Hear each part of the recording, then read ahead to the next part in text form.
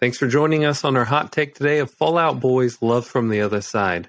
We're going to give it a quick review, give our hot take, and see if it goes on the nay list or the playlist.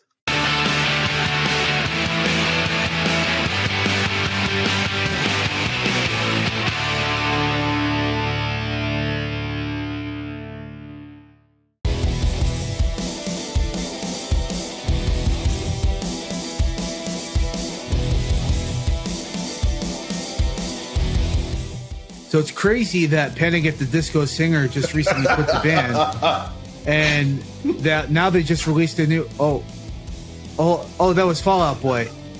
My bad. Kudos to Fall Out Boy. Not a bad song. I liked it.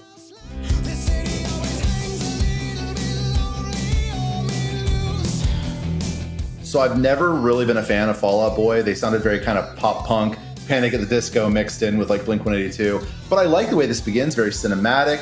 I like the mixed strings at the beginning, and I enjoyed the heavier sound. I feel like that was a really good contrast with Patrick Stump's voice.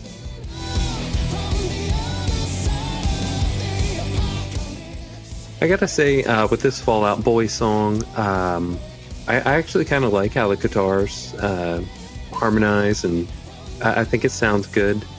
His lyrics are a little chaotic and hard to follow. So this is an exceptionally well done Fall Out Boy song. So I grew up listening to Fall Out Boy. It came out when I was in high school. This sounds like they took some Dream Theater, some Maroon 5, and then made a better version of what they were doing in the past. And it's much more mature for Fall Out Boy. So Nate, question. What? Maroon 5? So when you go listen to this, right, there's multiple different layers to how he... I just heard John fart. It was actually in the chair. I swear it was the good moment. What? I can replicate it. I swear. I did not hear that. Anyway, so if you know traditional Fall Out Boy, if you know traditional Fall Out Boy, the vocal patterns used in this song are not what they normally do. If you go listen to this song, there's a lot of vocal patterns that will blend in what a Maroon 5 song would actually sound like. It just sounds like they borrowed some influence from Maroon 5 or contemporary pop in general, because everyone basically borrowed Maroon 5, right? Or Panic at the Disco, maybe? So Panic at the Disco actually came out after Fall Out Boy. So Panic at the Disco sounds like Fall Out Boy. But that song is far catchier than any of the older Fall Out Boy stuff I heard. Like, I get that song stuck in my head all the time. I chime in with a haven't you people ever heard of closing a damn door? No. Someone's got to close that goddamn door. You know, Panic at the Disco is on the Basis record label from Fall Out Boy. I wouldn't be surprised. I remember hearing there was. No, that's not a surprise. That's like legitimate true. Like Pete Wentz owns the record label that Panic at the Disco is on. Panic at the Disco sounds like Fall Out Boy. So I loved at the beginning of not the version we listened to for the video, but the original song. You've got kind of that cinematic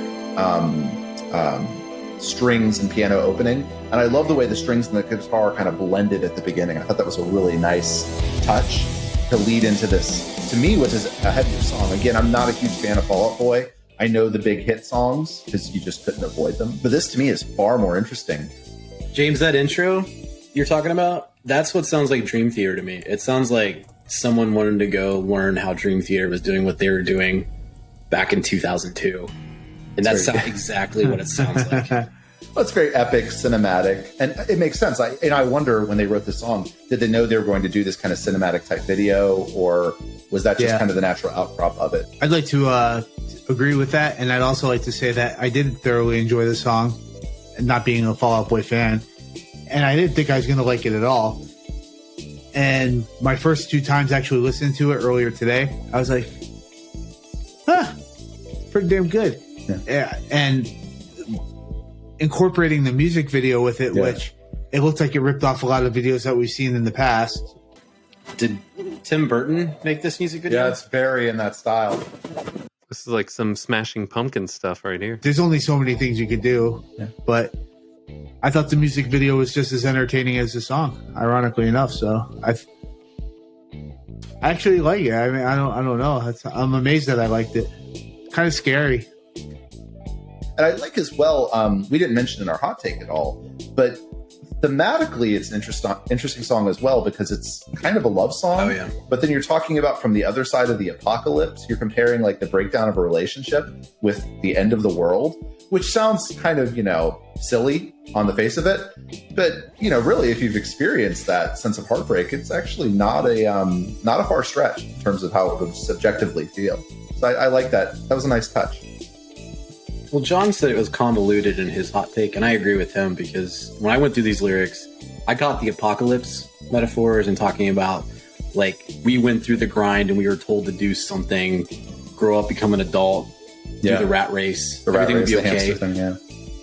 And we created our own apocalypse.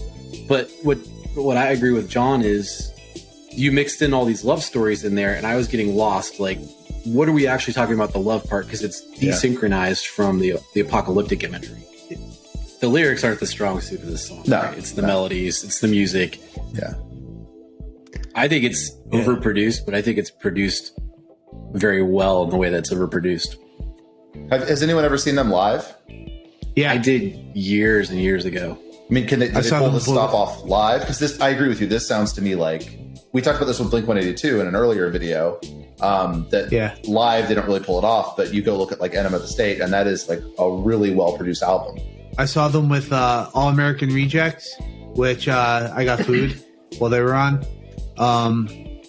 Tried to find beer, and is that a band? I almost bought the beer, and then I saw Fall Out Boy for a little bit, and I tried to find another beer. You walked out doing All American Rejects? Yeah, they were terrible. What? They're like one of the best pop punk bands that's ever existed. They beat Blink-182 by 4. He rejected them. Yeah. Oh, he actually froze this time.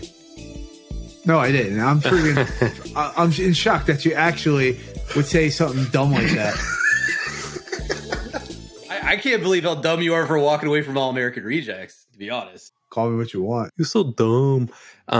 When that Dance Dance song came out, there was this old YouTube video. I actually just looked it up. It's about 15 years old, and it's like misheard lyrics. Started out a joke of a romantic stuck to my tongue. Way down with words too. I think this band specifically, like, he's a little hard to understand, the singer. Musically, this is probably the best song I've ever heard from Fall Out Boy. And it was far superior than anything I've ever heard from All American Rejects. No. No. You want to know what made them worse? No, because we're talking about Fall Out Boy. I agree that this is probably the best Fall Out Boy musically written, and it's probably the most interesting song they've written. It's the most mature, at least. Well, Nate, you seem to know the most about Fall Out Boy, being the youngest of our panel members. So what do you say? Yay or nay? I definitely say yay. You probably could have told that. I would never, like, if you weren't in high school when the first 2 Fall Out Boy albums came out, I would never say go listen to them, because they were really a period type band. They were one of those first pop punk bands with like Newfound Glory and Yellow Card. They fit a very rigid style of music that's really cool when you were in high school. It doesn't age well. This song aged really well for them putting this out, 12 years later.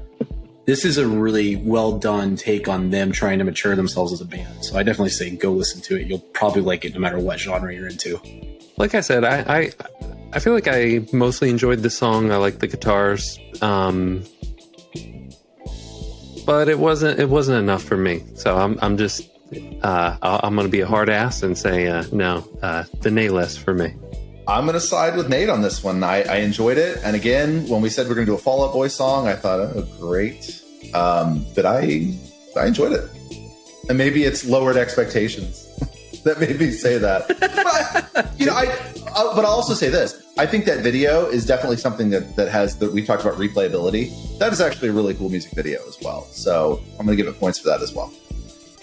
I think that the 12-year hiatus from Fall Out Boy, with them writing a lot of music for Panic at the Disco to practice on, and then the lead singer of Panic at the Disco finally quitting the band so he could do his family thing, and then miraculously Fall Out Boy says, cool, now we could start coming out with music again so we don't get misconstrued with Panic at the Disco. They did a fantastic job, and I'm going to say yay.